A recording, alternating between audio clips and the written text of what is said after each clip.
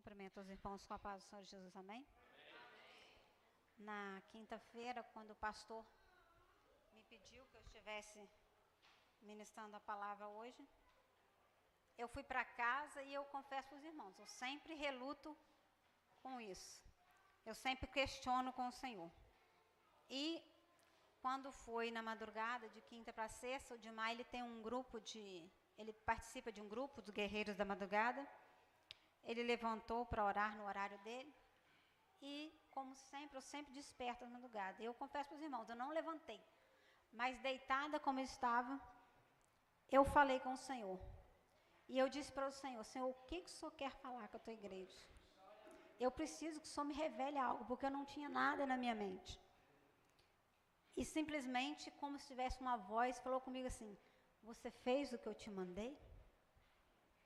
Então, aí já estava a resposta do Senhor. Eu falei, Senhor, me dá um sinal. E daí para frente o Senhor só falava comigo através desse texto.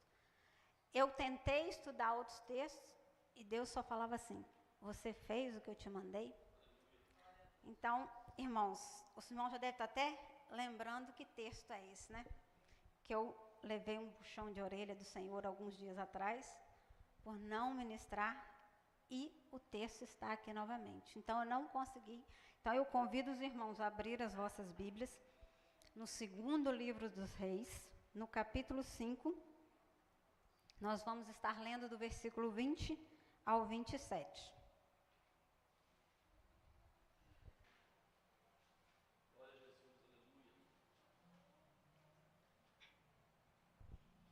Como diz o ditado aí fora, né? Manda quem pode, obedece quem tem juízo. Segundo livro dos Reis, capítulo 5, versículo 20. Todos encontraram? Quando Naamã se tinha afastado certa distância, Geazi, o moço de Eliseu, homem de Deus, disse consigo, eis que o meu senhor impediu a esse Ciro Naamã que da sua mão lhe desse alguma coisa do que trazia. Porém, tão certo como vive o Senhor, hei de correr atrás dele e receberei dele alguma coisa. Então foi Geazi ao alcance de Naamã, e Naamã, vendo que corria atrás dele, saltou do carro a encontrá-lo e perguntou, vai tudo bem? Ele respondeu, tudo vai bem. Meu senhor me mandou dizer, eis que agora vieram a mim 2 jovens dentre os discípulos dos profetas da região montanhosa de Efraim. Dá-lhe, pois, 1 talento de prata e 2 vestes festivais. Disse Naamã, se servido tomar 2 talentos, instou com ele e amarrou os 2 talentos de prata em 2 sacos e 2 vestes festivais, pôs-lhe sobre os 2 de seus moços, os quais o levaram adiante dele. E tendo ele chegado ao outeiro, tomou das suas mãos e o depositou na casa, e despediu aqueles homens que se foram. Ele, porém, entrou e se pôs diante do seu senhor. E perguntou-lhe Eliseu, de onde vem, Geazi?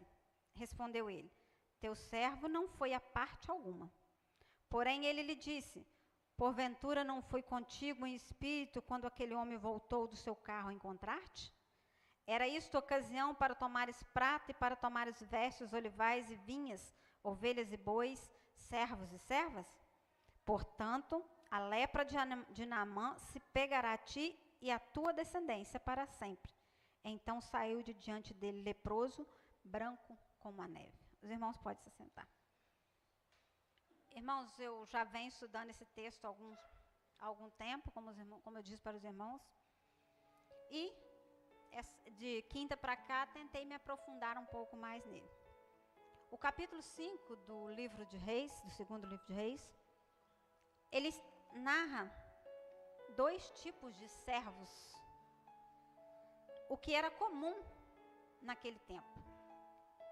O primeiro tipo de servo é o escravo, que é o servo que ou ele é comprado, ou ele é levado à força por uma pessoa. E o segundo tipo de servo é aquele servo por escolha. Ele escolhe servir ao Senhor.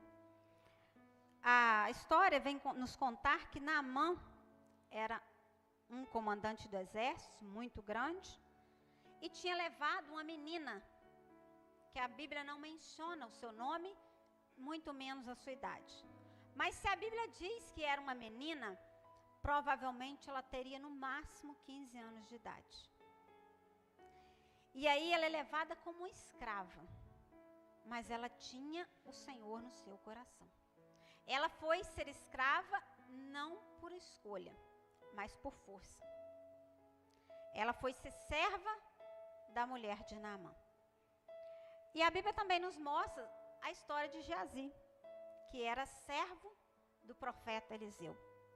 A palavra de Deus nos fala que quando Eliseu estava fazendo as juntas com os bois, estava arando a terra, Elias passa por ele e coloca o seu manto sobre ele.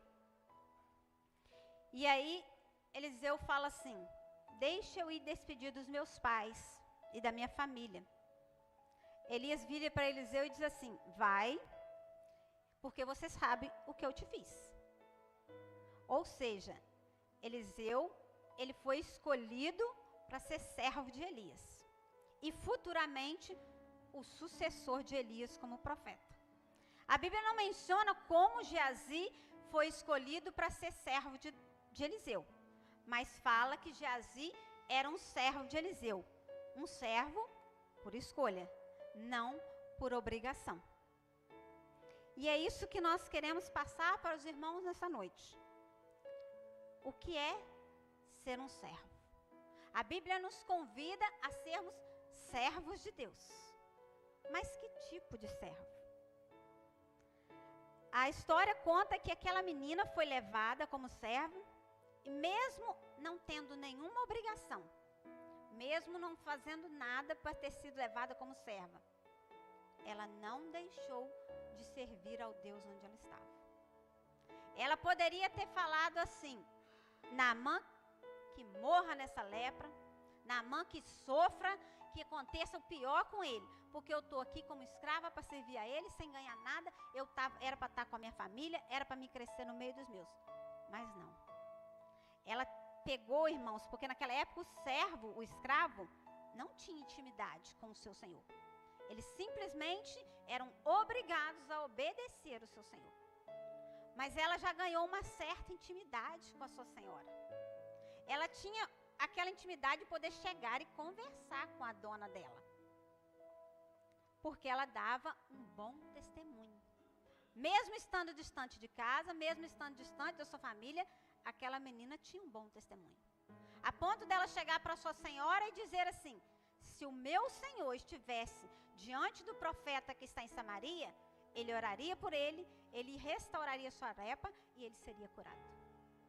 Para essa menina ter essa chance de chegar para sua senhora e falar isso, é porque ela tinha um bom convívio. É porque mesmo sendo escrava, ela dava um bom testemunho para a senhora dela ouvir ela ter uma fala, uma conversa com ela dessa maneira. E dar ouvido à voz dela. Porque aquela senhora, como não era serva de Deus, como não conhecia a palavra de Deus, poderia dizer assim: essa menina está ficando doida, ela não sabe nem o que ela está falando. Mas ela pegou, imediatamente foi até Naamã e disse: a menina que você trouxe como escrava, que você trouxe como cativa, me disse assim, assim e assim. E todos conhecem a história de Naamã. Naamã vai até o profeta manda Geazi falar com ele, mergulhar no Jordão 7 vezes, e Naamã sai dali curado. E aí que entra o outro tipo de servo da nossa história, que é Geazi. Geazi não foi levado como escravo, Geazi não foi levado à força, mas simplesmente escolheu servir ao profeta de Deus. Escolheu estar ao lado do profeta de Deus. Quem sabe, numa das melhores escolas, né, irmãos? Porque Geazi, ele pôde contemplar grandes milagres que o profeta fez, que Deus fez através do profeta Eliseu. Geazi estava ali com ele o tempo todo, vendo tudo o que estava acontecendo.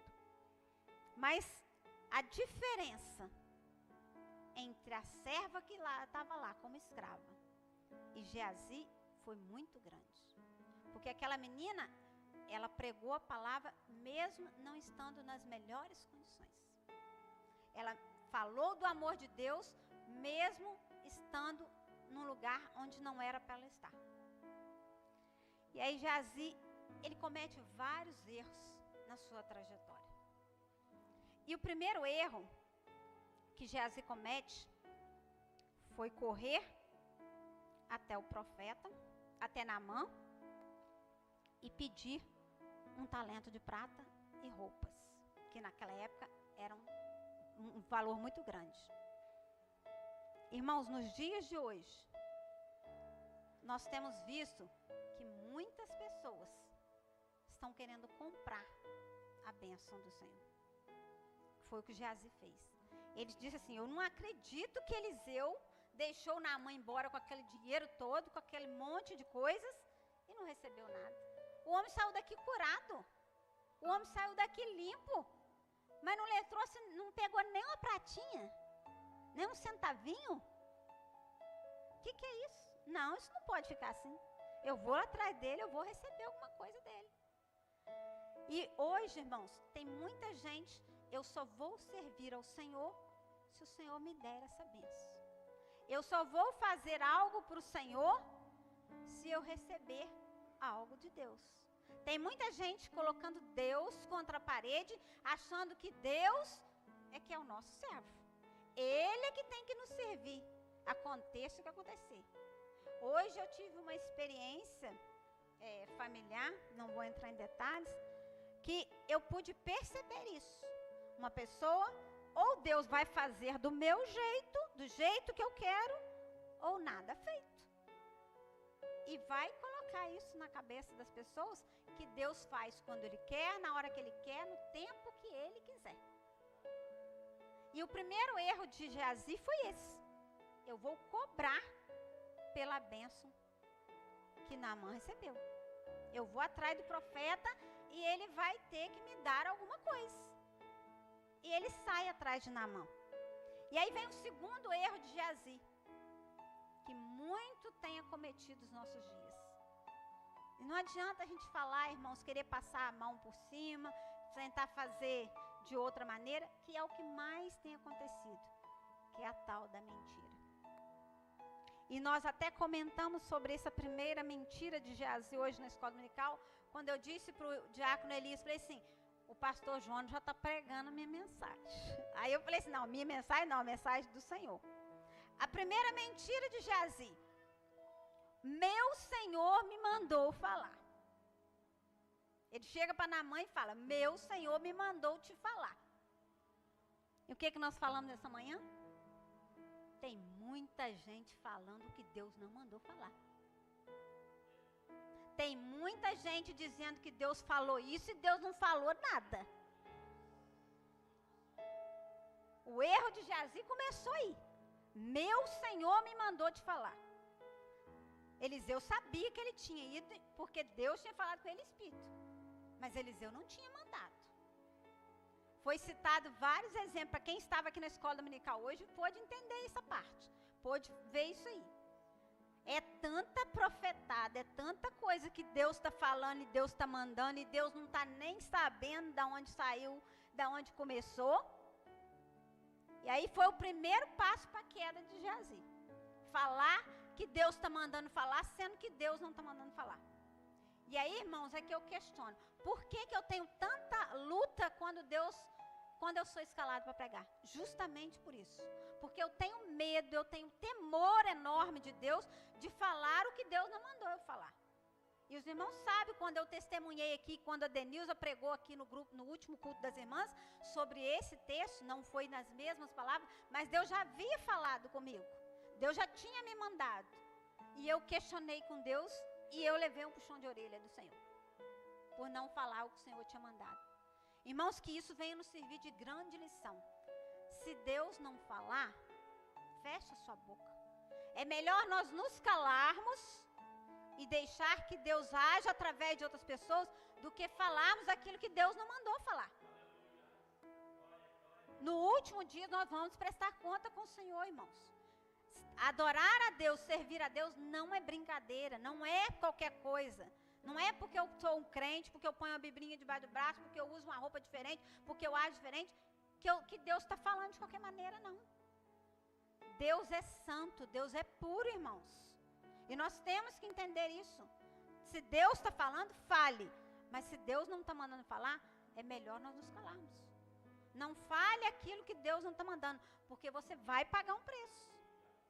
Deus vai cobrar, assim como ele cobrou de Geazi.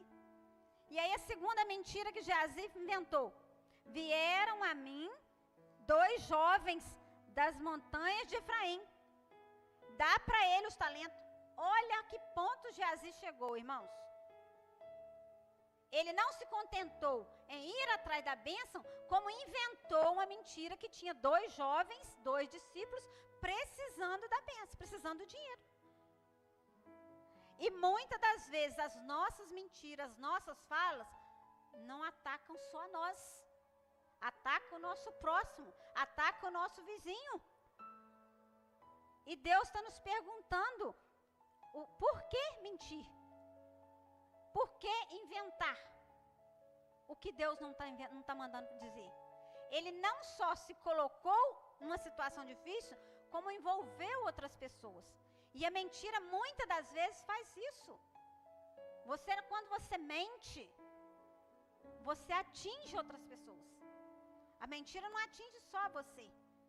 Na maioria das vezes, irmãos, uma mentira ela atinge outras pessoas. E aí Geazi, como não se contenta, ele vai e mente mais uma vez. Quando Eliseu pergunta para ele, aonde você foi? Ele simplesmente fala para Eliseu, eu não fui a parte alguma. Irmãos, vamos parar e analisar. A mentira na nossa vida, ela vai só virando aquela bola de neve. Se você analisar uma pessoa que mente, ela mente hoje, ela mente amanhã, ela mente depois da manhã, e quando chega um ponto, ela não consegue sair daquilo, e ela mente tanto, que ela mesmo se convence que ela está certa.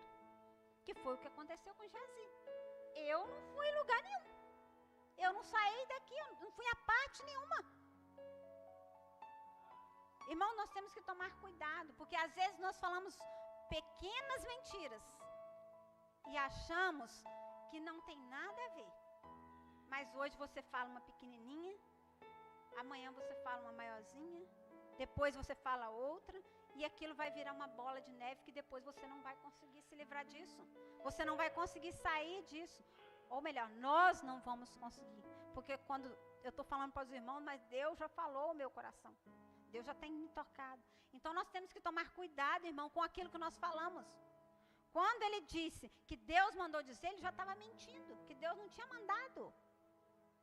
O Eliseu não tinha mandado ele ir atrás de Naamã. Aí ele vem inventando uma mentira atrás da outra. Ele vai se complicando cada vez mais. E muitas das vezes nós nos complicamos para servir a Deus, quando na verdade é tão simples você adorar, você servir a Deus. E isso me lembra, irmãos, de a Bíblia nos conta uma história de um casal, Ananias e Safiras. Porque na época da igreja primitiva, eles vendiam as propriedades, levavam até os apóstolos e tudo era dividido em comum na comunidade. Era dividido de acordo com a necessidade de cada um. Ananias, então, ele vende a sua propriedade e combina com a sua mulher o seguinte: olha, nós vamos falar para o apóstolo, nós vamos falar que nós vendemos por tanto e vamos guardar uma parte para nós. Ninguém sabe por quando nós vendemos mesmo, então nós entrega só uma parte, fala que foi vendido por aquilo ali.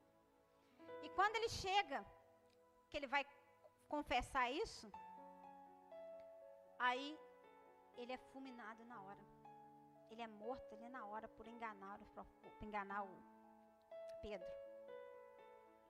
Ele morre na hora. A mulher dele não estava ali não, irmãos. Os homens tiraram Ananias, levaram e sepultaram. A mulher dele veio logo depois e confirmou a mesma história. Não, nós vendemos por tanto terreno. E aconteceu a mesma coisa com ela. Ela foi morta no mesmo instante e sepultada juntamente com seu marido.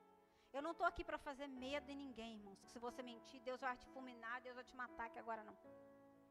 Mas o que eu quero dizer nessa noite, Deus está vendo tudo. Nós podemos esconder do pastor, nós podemos esconder do marido, da esposa, dos filhos, dos amigos, das irmãs, do ciclo de oração, mas Deus está vendo. Deus está nos olhando 24 horas, e se for preciso, Ele faz 1 hora extra, Ele faz 25.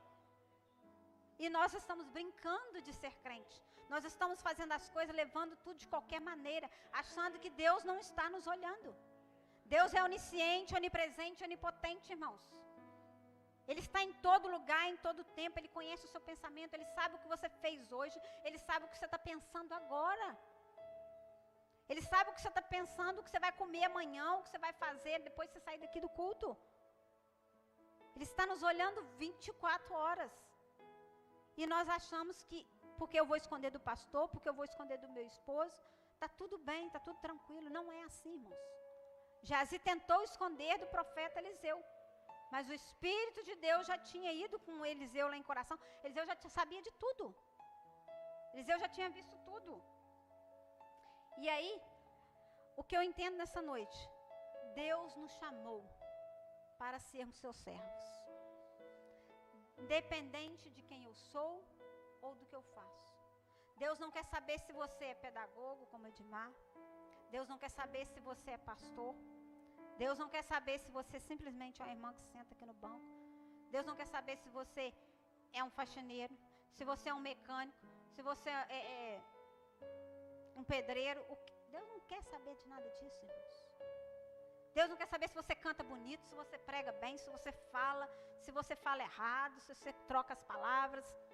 Deus não está se importando com isso. A Bíblia diz que Deus está procurando verdadeiros adoradores, que o adorem em espírito e em verdade. Deus está procurando verdadeiros servos e servas dele. Não é servo como escravo, irmão, porque hoje nós não vivemos debaixo da escravidão mais. Mas é servo leal, é servo fiel. E aí eu fui estudar, eu comecei a ver algumas características do que é ser servo de Deus. E a primeira característica que eu entendi, para você ser servo de Deus, para você ser realmente um servo de Deus, você tem que se entregar totalmente a Jesus. E viver a vontade de Deus e abrir mão de si mesmo. Você ser servo de Deus, você tem que abrir mão daquilo que você é, daquilo que você fez no passado, que já não importa mais. Mas você tem que olhar da agora para frente. Eu vou servir a Deus porque Ele me ama, porque Ele me amou primeiro, porque Ele me escolheu, porque Jesus morreu por mim na cruz do Calvário. Porque Jesus pagou um alto preço. Por isso que eu tenho que ser servo de Deus. Eu vou abrir mão de tudo. Se for preciso dos meus filhos, do meu esposo, do meu emprego, para ser fiel ao meu Deus. Porque é Ele que vai me levar para morar no céu. Porque é Ele que vai me dar a salvação eterna. O verdadeiro servo de Deus, ele é obediente, irmãos. Ele obedece a palavra de Deus. Nós vimos várias coisas na Bíblia, vários textos na Bíblia, onde pessoas que se diziam ser servo e não faziam aquilo que Deus mandava. Mas muitos que obedeciam mesmo, sabendo que ia ser mortos, mesmo sabendo que ia ser matados, aprisionados. Sofrer por amor de Jesus vale a pena. Vale a pena você ser obediente a Deus. Isso é característica de servo de Deus. Você ser obediente. A Bíblia fala de quando um pai manda o filho para o trabalho e um fala assim, eu não vou. Mas depois ele se arrepende, ele vai. Em compensação, aquele que disse que ia, não foi. Então nós temos que tomar cuidado, irmãos. Porque muitas das vezes nós estamos vivendo de aparência, falando que estamos fazendo, falando que estamos vivendo, quando na verdade nós não estamos obedecendo o que a palavra do Senhor nos diz. Ser servo de Deus, irmãos, é ser humilde. E nos dias de hoje, como está difícil você viver essa humildade. Às vezes as pessoas acham que ser humilde é ser aquela pessoa pobrezinha, que não tem dinheiro para comprar aquela roupa, que se anda humildezinha assim, com aquela roupinha velhinha. Isso não ser humilde, irmãos. O maior exemplo de humildade, irmãos, Jesus nos deixou quando ele lava os pés dos discípulos. Jesus precisava disso, irmãos. Jesus precisava se humilhar tanto a ponto de pegar uma toalha, uma bacia e lavar os pés dos discípulos. Ele sendo Deus.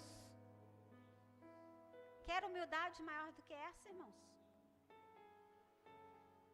Jesus não precisava de fazer isso.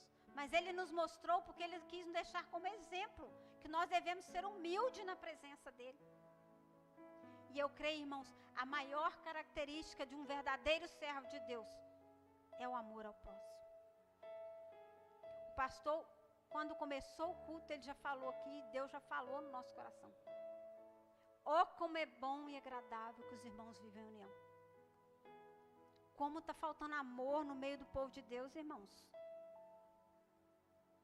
Como está faltando união no meio do povo de Deus. Eu estou pensando só em mim, o meu próximo que se vira. O meu próximo que faz por ele, que paga o preço. Eu levanto de madrugada, eu jejuo, eu busco, eu faço isso. Fulano, se quiser, que faz o mesmo. E o que a Bíblia nos diz? Amar a Deus sobre todas as coisas e ao teu próximo como a ti mesmo. E quem é meu próximo, irmãos? É aquele que está comigo todo dia, indo para a lanchonete? É aquele que está comigo no WhatsApp, contando piadinhas, rindo, brincando? Não, irmãos. O meu próximo é aquele que fala de mim. O meu próximo é aquele que me fala de mim pelas costas. O meu próximo é aquele que me xinga. É aquele que diz que não vai com a minha cara. Amar quem você vê, amar quem está com você 24 horas, é muito fácil. Mas é amar aquele que fala mal de você. Amar aquele que te critica, que fala que você não sabe fazer nada. E Jesus disse que o maior exemplo de ser servo é amar o próximo. E Jesus, ele deixou esse grande exemplo. Jesus demonstrou o maior amor por mim e por você, quando ele se entregou na cruz do Calvário. Quer maior amor do que esse, irmãos?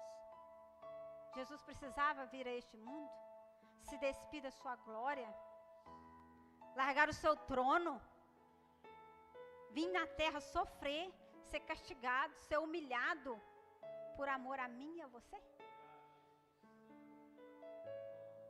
Jesus, ele cumpriu tudo que ele tinha que ser cumprido. Jesus, ele se entregou por mim e por você. Jesus, ele obedeceu o Pai, porque quando ele estava aqui na terra como homem, ele foi obediente a Deus.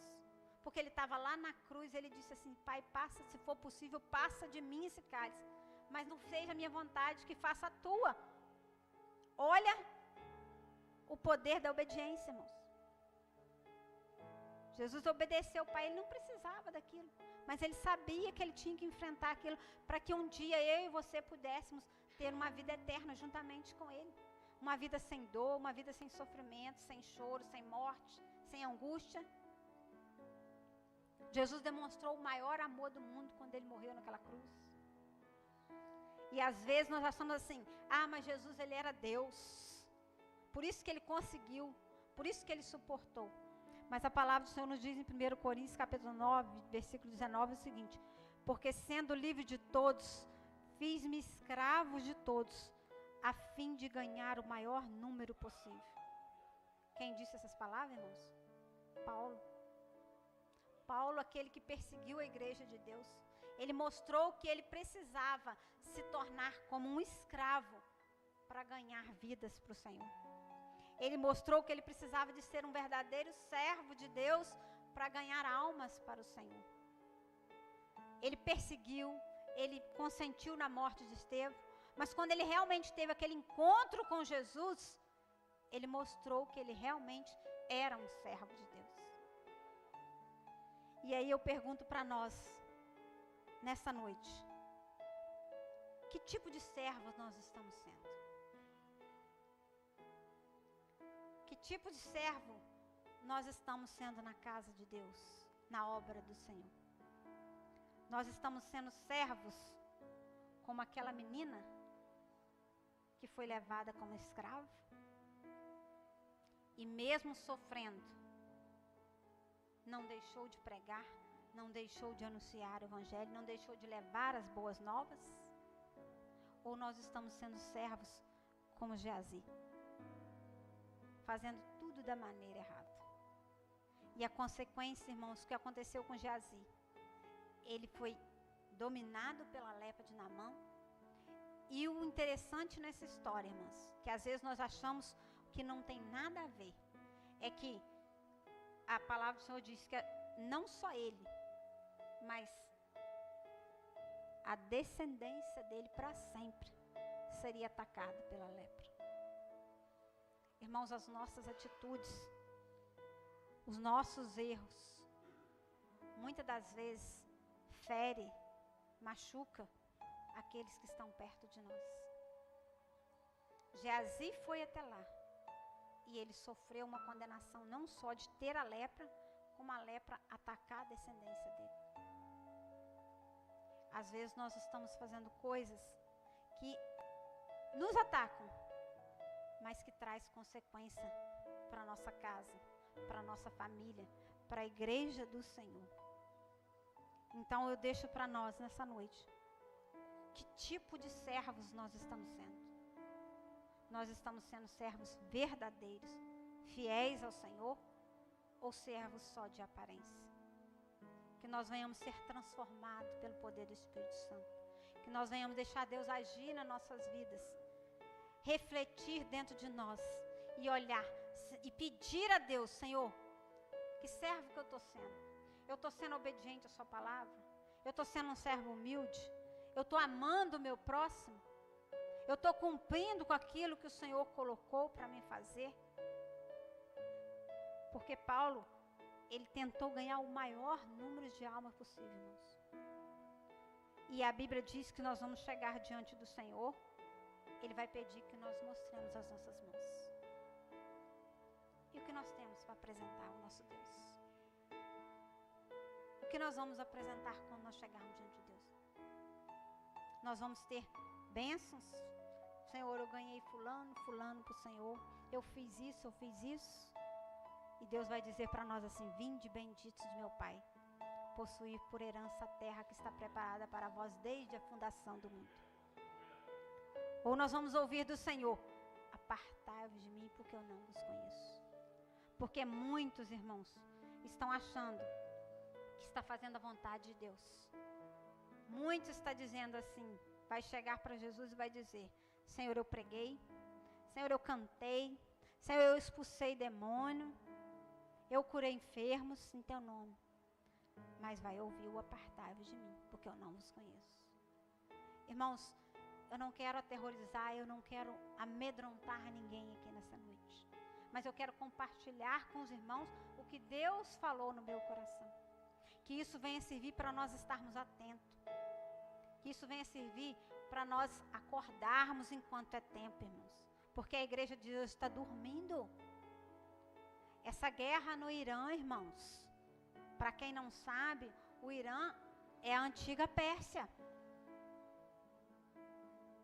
E a Bíblia deixa bem claro que a Pérsia será destruída.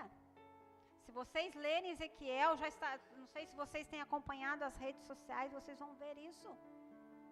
A palavra de Deus está se cumprindo dia após dia. Eu vi essa semana uma reportagem, o líder do Irã já foi morto. Eles elegeram um novo líder que diz que já está ferido e escondido. E isso, quando o povo de Israel, a nação de Israel, foi levada cativa para a Babilônia, por Nabucodonosor, e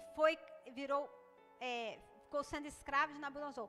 Quando o rei Ciro assumiu o trono, depois de Nabucodonosor, ele permitiu que a nação de Israel saísse da Pérsia e voltasse para Jerusalém para reconstruir a cidade.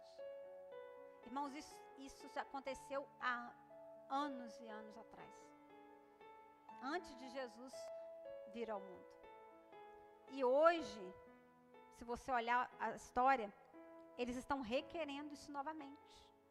E E o Irã é essa antiga Pérsia. Eles não aceitam que o rei Sírio libertou a nação de Israel. Por isso a contenda naquele país. As guerras estão aí.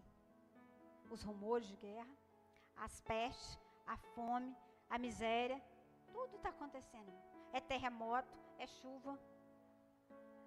Se nós pararmos para analisar, a Bíblia nos diz assim, ainda não é o fim. Mas quando acontecer essas coisas, acorda, irmão, porque o fim está chegando. Talvez Jesus não volte hoje para buscar a igreja. Mas Ele pode vir para mim e pode vir para você. E o que eu tenho nas minhas mãos para me apresentar diante do Senhor? Porque depois que nós sairmos daqui, não tem mais jeito. Depois que Jesus voltar ou eu morrer, não tem mais escapatória. Eu tenho que pensar no hoje, no agora. Então que nós venhamos deitar no travesseiro, consultar o nosso travesseiro, irmãos, dia após dia, e olhar para dentro de nós e pedir para Deus nos transformar, para que nós venhamos ser verdadeiros servos e servas do Senhor. Eu agradeço a minha oportunidade em nome de Jesus.